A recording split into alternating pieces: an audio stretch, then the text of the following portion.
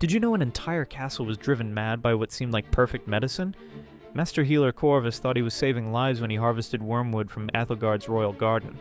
A plague was killing the guards, and this herb was their only hope. The wormwood worked perfectly. Every soldier recovered within hours. But then something terrifying happened. They started speaking in ancient tongues. Languages dead for 1,000 years poured from their mouths.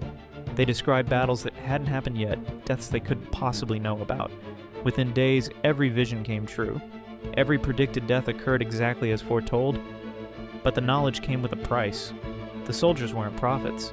They were possessed by ancient Solcaran seers, trapped souls using living bodies as vessels. The men remained conscious, screaming silently as alien minds controlled their voices. Soon the entire castle filled with possessed prophets, all shrieking about futures no living person should witness. The corrupted soil had claimed them all.